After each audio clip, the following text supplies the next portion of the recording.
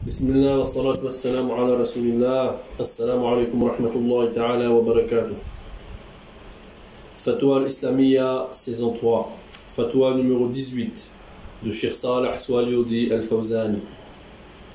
La question: est-ce que le musulman doit se précipiter pour venir à la mosquée? Jawab, la réponse: il est obligatoire pour le musulman de venir à la mosquée avec la sakina, c'est-à-dire la sérénité. Nous voyons des gens qui courent pour aller à la mosquée jusqu'à ce que certains arrivent en enlevant leurs chaussures brutalement. Tu vas trouver une chaussure d'un côté et une autre chaussure de l'autre côté. Nous disons que cela est interdit à cause de la parole du prophète sallallahu alayhi wa sallam qui dit: Man adraka ruku' faqad wajada salat. Celui qui a eu un ruku' a gagné la prière. Donc pas de précipitation. Tu rentres à la mosquée avec ton pied droit en récitant l'invocation et tu vas trouver l'imam dans la prière. Dans un autre hadith, le prophète sallallahu alayhi wa sallam nous dit: Man wajada rak'a faqad wajada salat. Ici, celui qui a eu la rak'a a eu la salat. Dans ce hadith, donc, il a ici parlé de rak'a.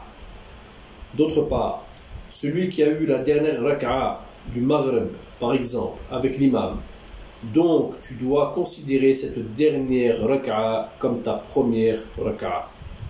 Donc quand l'imam fait le salam alaykum, la salutation finale de fin, toi tu te lèves et tu vas donc prier ta deuxième rak'a avec la fatiha et la sourate.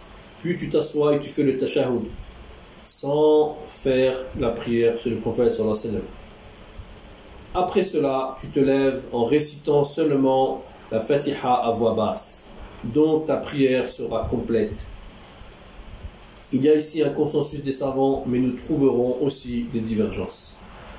Mais nous le confirmons aussi dans la parole du prophète sallallahu alayhi wa sallam lorsqu'il dit que celui qui a eu une rak'a de la prière du Asr avant le coucher du soleil, alors il a eu le Asr.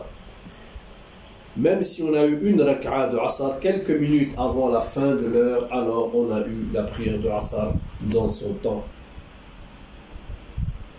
Pour résumer, quand tu viens trouver l'imam dans la prière à la dernière rak'a, par exemple, tu considères ta rak'a comme ta première rak'a. Et quand il dit la salutation, tu te lèves et tu vas faire ta deuxième rak'a. Avec voix haute et surah, s'il s'agit du Maghrib ou du Isha, ou bien voix basse s'il s'agit de Dhuhr ou Asr. Puis le tashahhud, sans la prière sur le prophète sallallahu alayhi wa sallam. Puis tu te relèves et tu finis ta prière par une ou deux rak'a à voix basse pour le Dhuhr, Asr, Maghrib et Isha.